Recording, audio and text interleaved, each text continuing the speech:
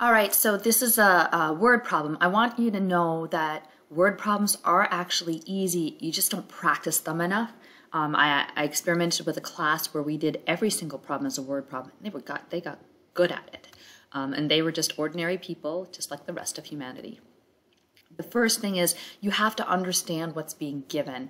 And right here they say that a diver's plunging from a height of 100 feet above the water surface, and this is the distance that the diver falls in t seconds, and it's given by this function. So I just graphed this function on Mathematica so I could see it. I highly recommend that you do the same for your problem number 12. What you're looking at is going to be more of a trajectory, so you can actually see something. But I really recommend you do that because I'm going to do a couple things here and show you how valuable it is, and it only takes a few seconds. So what I'm looking at here is like at 5 seconds the diver has gone between 300 to 400 feet. And some of that is underwater, and that's why it's curved. So this makes sense to me.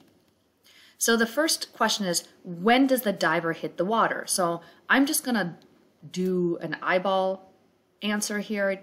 100 feet is when the diver hits the water, because the diver, she's jumping from 100 feet above the water surface. So I just drew a horizontal line here, and then I went down and looked. Well, it should be between 2 to 3 seconds. So that's my eyeball answer.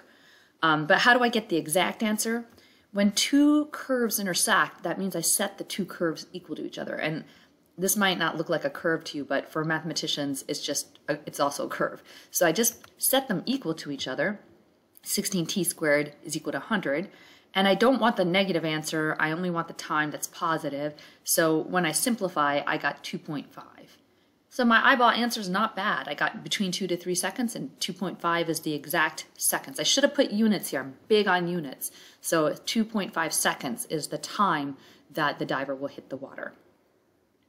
What velocity does the diver hit the water? Well, that question, velocity is always the derivative of distance. The slope is a speed of the speed is actually velocity. So that's what we call the derivative of distance, instantaneous rate of change. And I'm going to show you how to carefully do this. Don't be irritated with me because you're going to have to do the derivative the long way, and it's the one thing I use from calculus most frequently. So what I do is I first find f of t plus h by plugging t plus h into this piece right here. And if you have had calculus before, you're required right here to do the derivative, what students call the long way, the way I'm doing it right now. Next step is to expand this and clean up. So expand by FOIL, square the first term, this times that double, square that, and then bring that 16 in. And I really recommend doing the algebra separately so that this is bookkeeping, that this is what this is. Then compute and reduce f of t plus h minus f of t divided by h. Now notice that they have d of t here.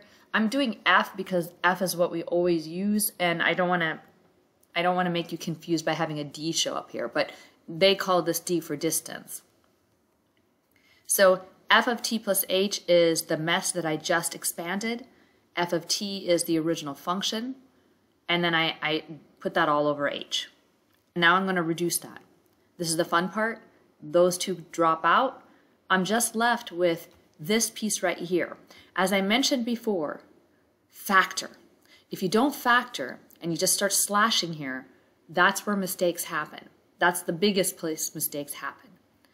And I always get students to say, well, I just made a small mistake. Like, this problem is about bookkeeping. And then off the h's go, and then I let h slide to 0. So I take this 3t, sorry, it should be 32t, 32t plus 16h, and let h slide to 0. So this should be 32t. So let's clean that up right now.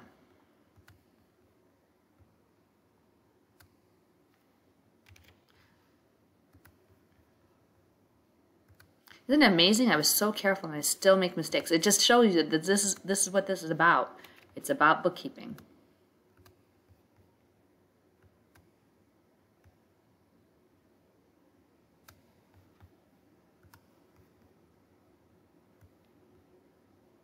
So I get 32t. So that's my slope function. I'm making you do this. You don't actually have to do all of this work, but I'm making you do this a few times because this is what you have to be proficient at on any assessment that we have. All right, so how do I answer the velocity question? It actually should be here 32 times 2.5, and I'm just going to blot this out, whatever this number is, who cares at this point. You know, it makes it seem like we really care about the answer, but actually I personally don't. I care about the fact that you're able to do it. So whatever this 32 times 2.5 turns out to be after you multiply it, that's your velocity at 2.5 seconds. And why did I put 2.5 seconds? Because that's when the diver hits the water. So your problem's really, really similar. You're asked about velocity, height here, it's distance. You're actually going to, I recommend plotting this. It should make sense. Hitting the surface, that should make sense from your graph. You should be able to do exactly the same thing I did with a eyeball estimate first of what you're supposed to get, and then do the actual velocity at the surface by plugging in. And you're going, sometimes when in these problems you get, one of the biggest checks you can do is look at the answer and see if it's positive or negative. Does it make sense? In this case, the velocity is positive. Does that make sense? Well, if I go back to my graph, my original graph, the graph is always increasing. So as this diver dives, she's always going to be going down a certain distance.